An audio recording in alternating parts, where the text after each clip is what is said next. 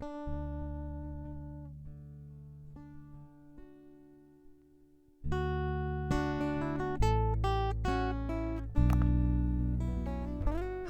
my name is Lucas Gonzalez and this is Flu SCIM.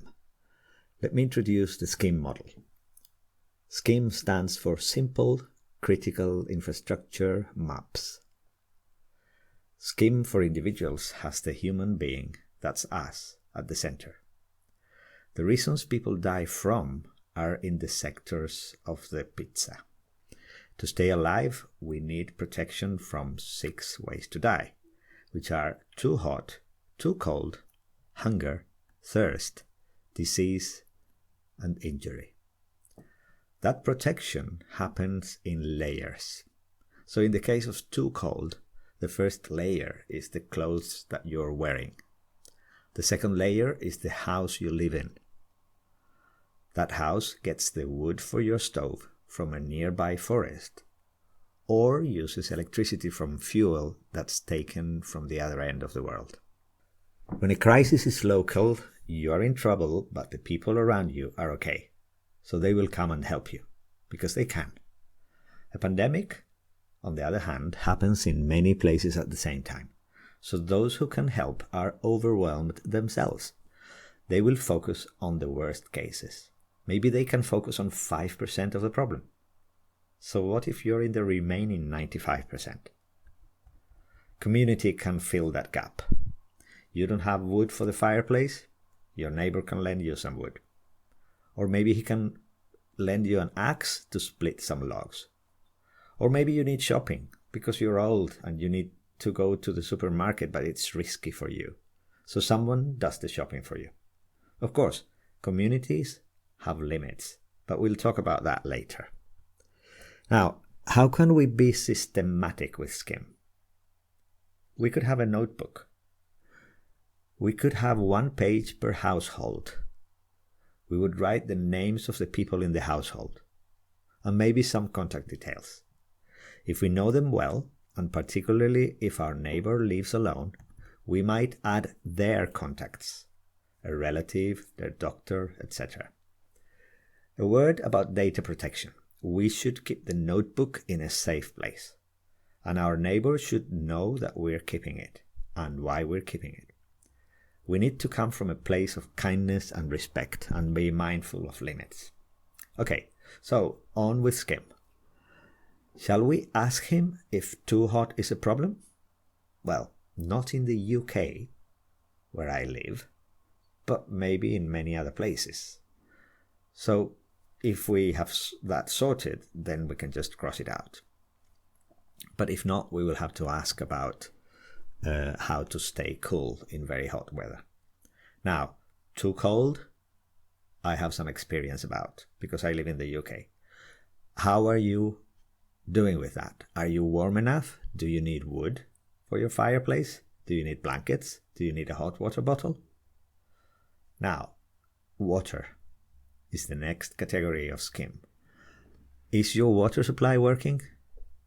If there is the threat of disruption in water supply, do you have clean buckets that you might use to have some water that is brought to use in some other way?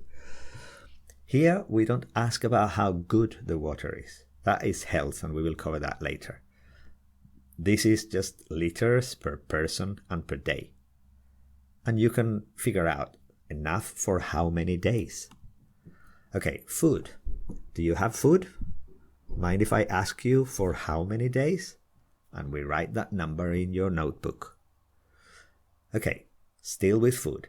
Can you cook? Do you have electricity or some other way of cooking? Do you need help with any of that? We will add details some other day. This is a first pass. We want to look for the obvious. Now, disease. Do you have medication for your chronic ailments?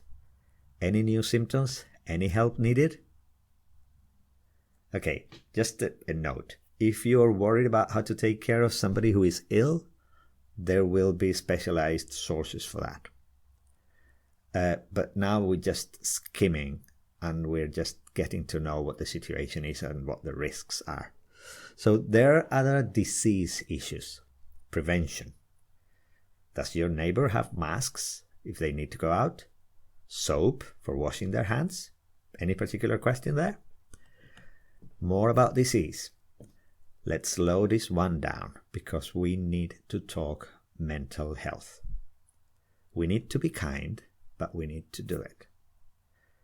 We can start with asking, how are you sleeping? Is everybody a bit nervous in the house? Or are you managing to stay calm? Everyone will have to judge how much to ask, and we will all have to read between the lines and ask for clarification if needed. Maybe not asking is not very kind. So maybe ask. So let's talk about injury, which is the next category of SCIM. There is accidental injury and there is on purpose injury. Accidental injuries can be prevented. Do you need help with difficult repairs? Do you need help splitting logs? Do you need help cleaning pathways so that they are not slippery? Do you have a roof that is about to fall on your head? Now, there is intentional injury. That is violence. And that is, for example, political violence. We can try and add calm to each room we're in. And there is also the less abundant violence, but it's still violence, which is bullying and domestic violence. We need to keep our ears open for this. And again, add calm. Emotions are this strange thing. Have you watched the baby? They cry and then they laugh. They need to have their basics covered, otherwise they are fine. With a toddler, you go down to their level, you almost cry with them. Oh, poor thing. And then you guide them to the window to watch the cars. Oh, look, a bird. Was that a bird? And now show me your knee again. Let me see. Oh, it must hurt. But it will be okay. Now, with an adult, some people are finding that dancing works, or drawing, or singing, or being silly. Anyway, this is SCIM. Just note what might go wrong, and then, in another color, you will find how to help. So, that's how we apply the SCIM model at the individual level to help each other. Do we have time for a deep breath? You've actually done it? You're helping yourself and you're helping one other person? Sounds good to me. Okay. Now let's say a week has passed and we want to take SCIM one step further. Let's do groups. A family is a group. An ambulance team is a group. A group of neighbors that decide to help others are a group. Let's focus on one group. I will take the family. This neighbor of ours has a grandmother. She lives far, far away. How does that family work together? They need communications. Otherwise, they cannot function as a group. So, we need communications to access services, to contact family or doctor, or for urgent repairs. So maybe we can give our neighbor our number. Maybe we can create a phone tree so people can spread important information. If help is needed, we have to go. That is not communications, that is transport. Do we have a car or a bicycle or some way of taking somebody to the hospital? If it's a car, does it have petrol? Now, groups not only need communication and transport, they also need workspace. At least some groups. So if some of us are doing repairs for neighbors, do we have a place for our tools? Number 4 for groups is control of our own resources. Do we have the keys for the ambulance or for the workshop? Do we have money? Can we access it? Do we have vital passwords that we keep in a safe place and that we share appropriately? Okay, so we have done SCIM groups. Not everything is sorted, but we're getting there. Another deep breath. Well done. Okay, ready for more. Now, organizations. Let's say our group, say our family, has a link with other groups or with the municipality at large. That is an organization, a collection of groups with a shared purpose. Maybe it's family with farmers and with the local supermarket. Our common purpose would be to solve food for everyone in the area. We are effective together, right? So we focus on basic needs and we create groups or organizations to solve those basic needs. So what do organizations need to stay alive as organizations? They need a shared map, a shared plan, and a shared succession model. So, a shared map, that's easy. It's the aggregated SCIM. We look at how many people need what. So, we include in our reality the number of diabetics, the number of people with domestic violence issues, and just the number of people, so that we know how much food we need and how much food we have. So that's our shared map. We look at reality together. It's the spreadsheet, okay? That's at the center of this thing. It's creating a spreadsheet so that we know what reality looks like. And the shared map emerges from that. We cannot make our own insulin, okay, but we can try and find it somewhere. We know that we could grow food or maybe trees or maybe fruit trees, maybe as a hobby, but a serious one with a spreadsheet in the middle. We know how many people live in the area. We know that each person eats, say, 1 kilo of food per day. We can see how much food we grow and what the gap is relative to our needs, and we figure out how to fill that gap. How big could we go if we went big?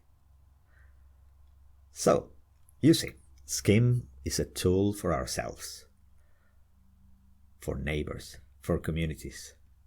Could easily be done for the whole world. We don't even need to stop at the level of the nation state.